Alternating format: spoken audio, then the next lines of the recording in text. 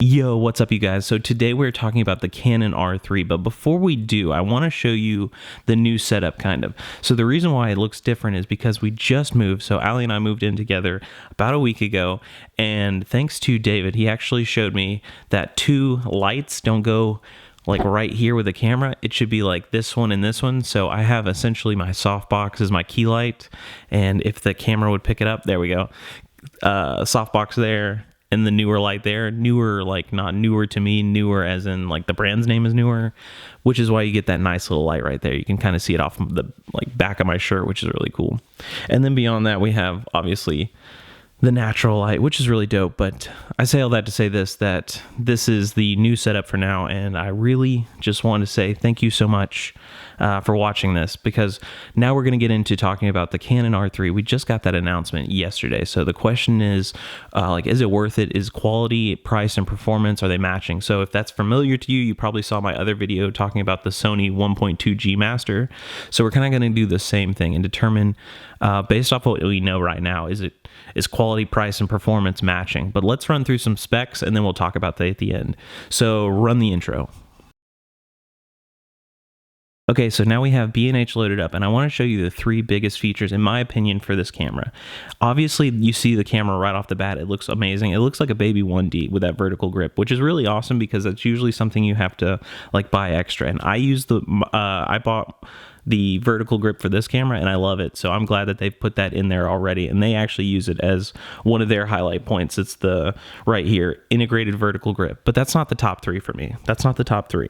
My top three start with the full frame stacked CMOS sensor. So if we go to overview and we look at what they're talking about, the sensor is actually it's newly developed back illuminated design, providing substantially faster readout speeds during still imaging recording. So essentially this new sensor is going to be so good. It's going to be amazing. And it's going to help with things like faster read time. So this is something that sports photographers, car enthusiasts, anybody that's shooting professionally, I think, because of the price that it's going to be, and we'll talk about that in a minute, it's going to be amazing for those people because essentially you're having such fast read times. It's going to literally take the photo and like publish it and put it right onto the card, which is awesome. So on top of all of the things that it's going to look good and all that other stuff, which most modern cameras have, it's going to be so fast. And that's numero uno, because I've had those times where you take a lot of photos, especially in continuous mode, and like it lags, like my camera lags with that. So this will not be an issue, I don't think, unless you're just like firing and firing and firing. But really, I mean, it's going to be fast. I'm pretty excited for that. So my second point actually comes with eye control, AF, dual pixel autofocus. So it's not something like that's brand new or anything like that, but if we pair that with subject tracking and deep learning, I think this is where like cameras are going with autofocus. So we've had autofocus for a long time, but now we're starting to see AI developed into the software of the camera to help with that. So IAF for me is one of the biggest features when it comes to photography, because I want it to track the eye. So my camera right now, you can't see obviously, but it has a square over my face, right? But it would be so nice to have a single point located like over my eye, whichever one was closer. So this one or this one if I turn that way. But being able to shoot like that incredibly helps your ability to get those shots in focus. So what they're doing is essentially they've enhanced this, and that's kind of what they're talking about, that with eye control AF and servo AF, the camera will focus on and track moving subjects at the location in the frame. When face and tracking is active, the camera will continue to follow moving subjects around the entire active AF area. So that probably means you're going to be able to select your area in which you want to focus to, and then it's going to select inside that your active eye control or your IAF. So that's just amazing. Between having that ability to already like get down to an IAF, and then on top of that, it's going to be able to detect things like human faces versus animal faces and all those other things with the AI learning. I think that is an incredible feature, and it shows you like where we're going in technology. But let me show you the number 3 reason why I think that this camera is going to be amazing. So number 3 deals with that 30 frames per second in autofocus, which means that you're going to be able to shoot so fast. And I might have mentioned this as part of number 1, but it's really number 3. So I want to say it again, that 30 frames a second with dual pixel autofocus is amazing. So Canon is known for that dual pixel autofocus and be able to have a lot of focus points and be able to nail the focus. And that's the biggest point in photography when it comes to like what I do, is being able to nail an in-focus shot. Beyond that, you can fix most everything else. And I've kind of talked about that in other videos, but like having that ability to do that and have that 30 frames, and then on top of that you stack the sensor, which is going to be amazing, and the fact that it's silent shutter. This camera is seriously going to be an amazing camera. However, I think it's going to be pricey, and I'll tell you why. And that's kind of my top 3. So let's talk about now, is price, performance, and quality going to meet up with something like the Canon R3? Okay, so now we talked about the top 3 things that will sell this camera to me. So it will be that sensor, it will be the 30 frames with silent shutter, it will be the dual pixel autofocus, and that IAF, and the machine learning or AI, whatever you want to call it. So those 3 things would be enough to sell it for me. But the question is price, performance, and quality. Now in this one, we try to make that triangle between price, performance, and quality. And if they match, we say we buy it. And if they don't match, we say, maybe we'll pass, or maybe this is for a specific type of photographer or for a specific type of video person. Like, if you don't know already, I've only spoke about photography stuff. I am a street photographer, so that's kind of what I do, but I like the video stuff as well. But when we're talking price, performance, and quality, I think the biggest thing here is price, because I think performance and quality are going to match. And the reason why I say that is because they put this in a class between the R5 and the 1DX. So the 1DX right now, or the 1DX Mark III, is their top of the line, their flagship as far as DSLRs go, and then the R5 is now the flagship for their mirrorless.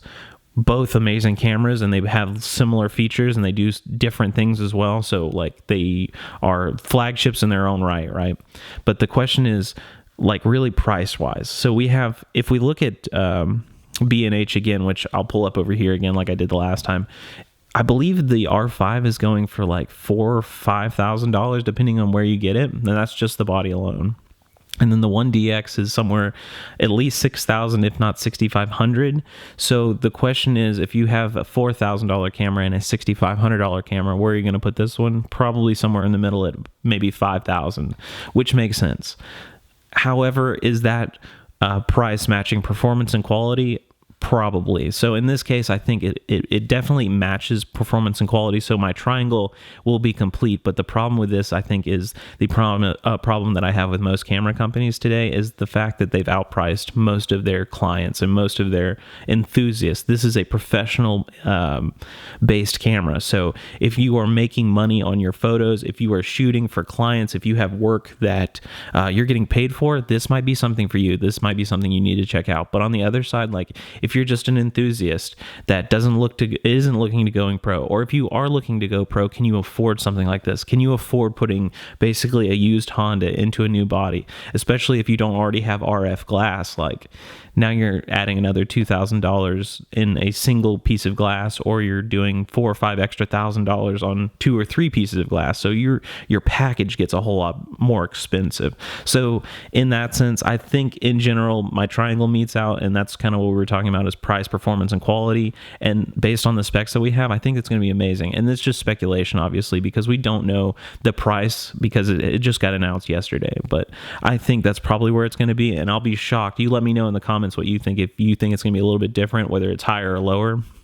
But based on that, we don't know that, and we don't know megapixel count. And megapixel count to me is not like the selling feature of a camera nowadays, because I think it's going to be high either way, especially when you're talking that kind of quality that they put into the body. I think it's going to be high anyway. But just based on price, I think that alone is going to keep most of the market out of something like this. But you let me know. Let me know if this is something that you're interested in, if you would buy this right off the rip, if it is something that you would love to have but probably can't afford, like myself. Let me know. Let me know in the comments. And if any of this interests you, please hit that like below, hit that thumbs up. Let me know what you're thinking about. Let me know if you like this content, if you like my setup. I'm kind of having to talk a little bit quieter than usual because Allie's still at work right now. So we're trying to commingle our hobbies, or really hers isn't a hobby. She's actually making money and I do this for fun. But yeah, let me know in the comments what you think about the setup. Let me know what you think about the camera. And if you want to, make sure you subscribe as well. There's more content coming our way, I guess. And yeah, we'll see how it goes. So thanks so much. I'll see you in the next one. I'll hit you with and I will catch you later.